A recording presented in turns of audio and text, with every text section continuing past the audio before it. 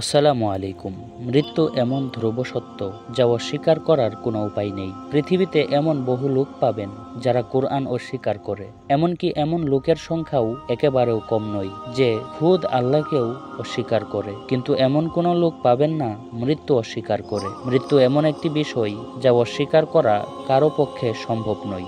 এমন একটি প্রকাশ্য বিষয় যা প্রতিটি মানুষই প্রতিদিন প্রতি রাত এলাকায় বা গলিতে নিজের চোখে প্রত্যক্ষ করে। যেসব লোক কিয়ামত ও আখিরাত মানে না, স্বাভাবিকভাবেই তারা চায় এই দুনিয়াতেই নিজেদের চিরস্থায়ী আনন্দের মাধ্যম বানাবে। তারা এ বিষয়ে অনেক গবেষণা করেছে যে মৃত্যু কেন আসে, যাতে করে এর কারণসমূহ জেনে তার প্রতিকারের কোনো ব্যবস্থা গ্রহণ করে জীবন চিরন্তন করা যায়।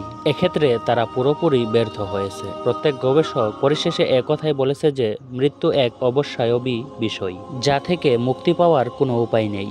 ইউরোপিয়ানরা সুস্থতা ও জীবন সংরক্ষণ করার বহু পদ্ধতি আবিষ্কার করেছে। তাদের ডাক্তারি গবেষণা, চিকিৎসার উপায়, আধুনিক যন্ত্রপাতিও অনেক রয়েছে। তা সত্ত্বেও তাদের একজন বিজ্ঞানী এই দাবি করতে পারবে না যে আমি মৃত্যু রোগের চিকিৎসা জানি কিংবা আবিষ্কার করেছি। বরং অনেক সময় এমনও হয় যে ডাক্তার যেই রোগের চিকিৎসায় অভিজ্ঞ এবং বিশেষজ্ঞ, সেই ডাক্তার সেই রোগেই আক্রান্ত হয়ে মৃত্যুবরণ করে। দেখা যায় হৃদরোগ বিশেষজ্ঞ ডাক্তার হার্ট অ্যাটাক করে মারা যায়। ব্লাড প্রেশার বিশেষজ্ঞ ডাক্তারের মৃত্যু হয় উচ্চ রক্তচাপের কারণে। এমনই ক্ষয়জ্বরে আক্রান্ত হয়ে মারা গেছে পণ্ডিত অ্যারিস্টটল। পক্ষাঘাতগ্রস্ত হওয়ার কারণে মারা যায় দার্শনিক প্লেটো।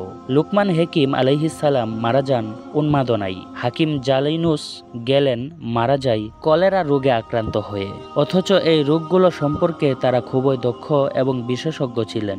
ধনতারবিদ সাপ ধরার ক্ষেত্রে খুবই দক্ষ ছিল, কিন্তু সাপের কামড়েই তার মৃত্যু ঘটে। মোট কথা, এখানে যেই এসেছে যাওয়ার জন্যই এসেছে, থাকার জন্য কেউ আসেনি। কবি বলেন, তুমি যে আকাশকেই জিজ্ঞেস করো তোমাকে একই উত্তর দিবে। যারা ছিল তারা থেকে যায়নি, বরং চলে গেছে। সুতরাং যারা আছে তারা কেন থাকবে?